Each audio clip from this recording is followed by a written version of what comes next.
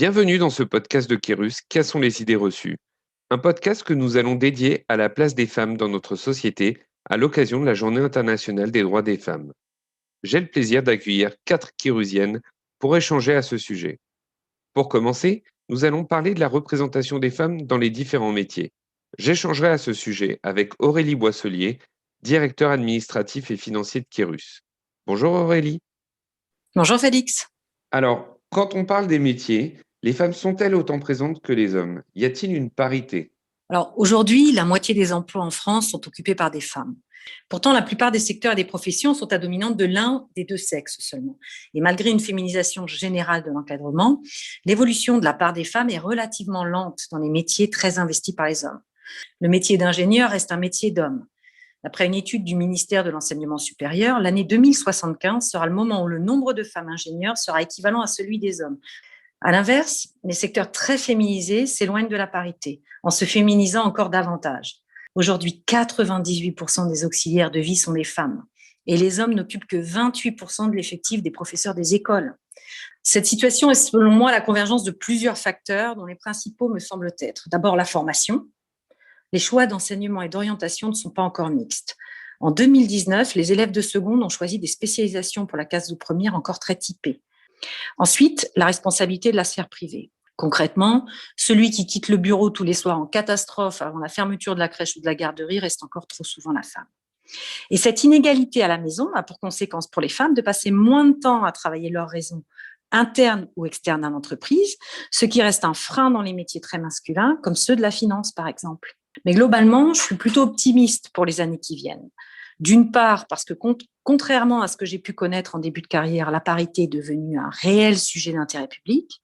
Et puis d'autre part, parce que les générations qui arrivent sur le marché du travail ont une vision moins genrée de la société que celle de ma génération. C'est l'équité des opportunités pour chaque sexe qui est primordiale.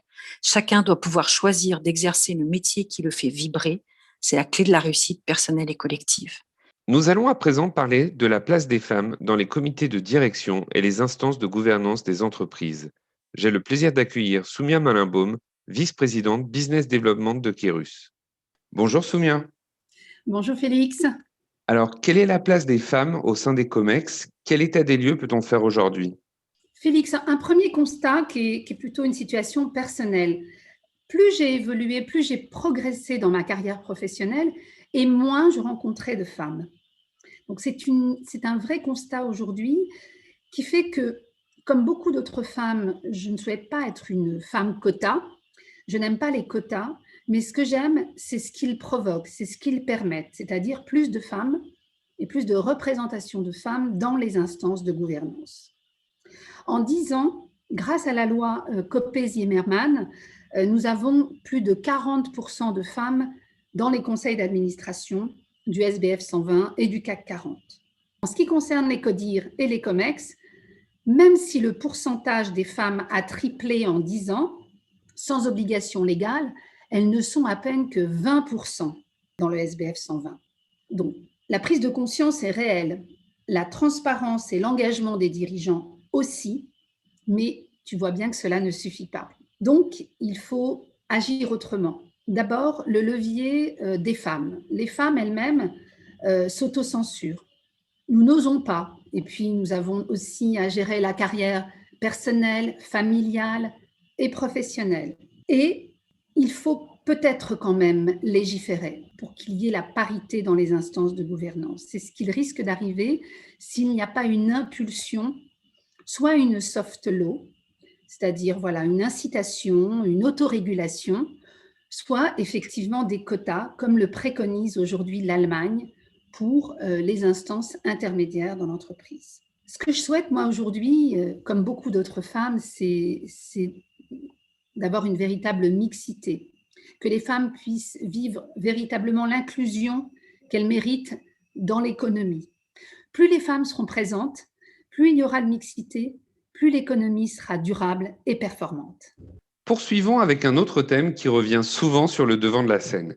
Nous allons parler rémunération.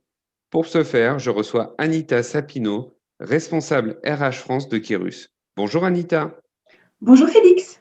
Alors en ce qui concerne la rémunération justement, quel est le contexte et y a-t-il encore des inégalités aujourd'hui?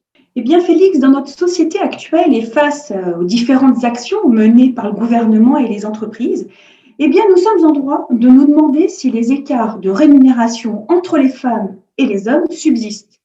Même si les écarts se réduisent et même si la tendance est plutôt positive, selon une étude de l'APEC datant de février 2020, la rémunération médiane des hommes cadres est supérieure de 16% à celle des femmes. Un écart de 8% demeure si l'on compare les rémunérations des hommes et des femmes occupant un même poste et ayant les mêmes caractéristiques. Cette différence a pour origine plusieurs facteurs. Tout d'abord, les hommes et les femmes occupent des postes différents. Ensuite, les femmes sont moins nombreuses dans les postes de direction. Sans vouloir faire de clichés, il est vrai qu'encore aujourd'hui, les femmes s'investissent plus dans les tâches familiales.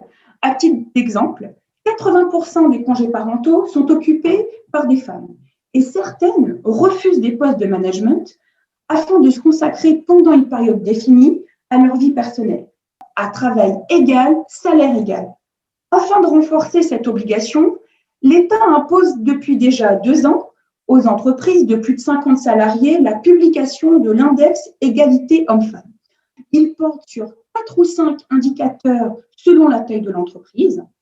Les indicateurs reprennent les principaux thèmes de l'inégalité, à savoir l'écart de rémunération, de promotion, d'augmentation, mais aussi le taux de femmes augmenté à leur retour de congé maternité et la proportion des femmes parmi les 10 plus hautes rémunérations. Lorsque le score est inférieur à 75, l'entreprise elle doit mettre en place des mesures pour permettre de s'améliorer et d'atteindre l'égalité de traitement.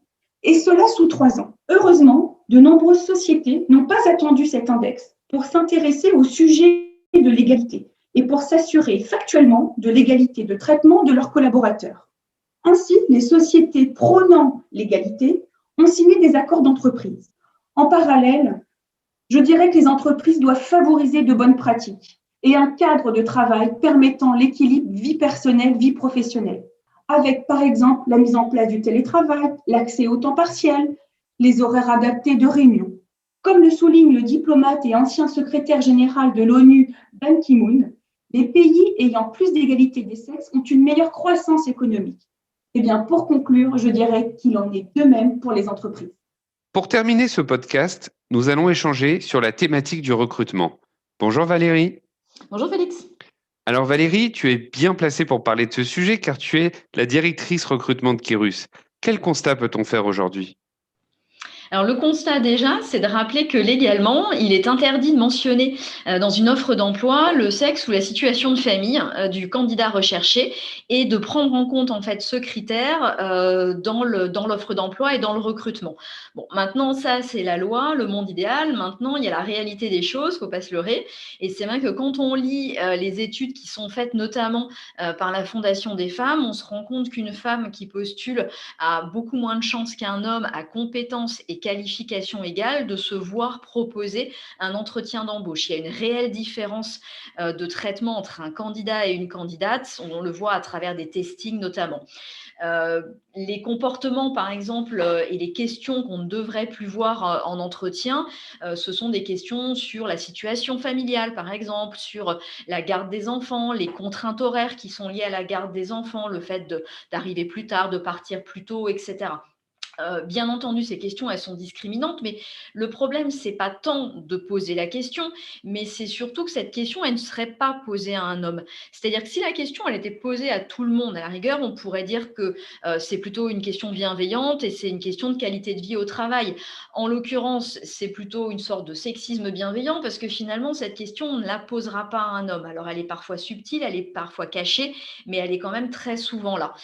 Et puis, il faut le dire, il ne faut pas l'oublier, je pense spontanément, parfois, les femmes, on a encore aussi le réflexe de donner ces informations. Il y a un certain réflexe de justification parce qu'on ne change pas des dizaines d'années de combats anti-discrimination en quelques articles de loi et en quelques années. Il y a toujours un plafond de verre, une autocensure qui est là et qu'il faut qu'on brise tous ensemble. Mais les mentalités sont en train d'évoluer. Il y a plein de choses qui sont faites au quotidien dans les entreprises, plein de petits pas qui sont faits tous les jours dans les entreprises et on voit que les choses avancent vraiment dans le bon sens. Merci Valérie et merci à tous d'avoir suivi ce podcast.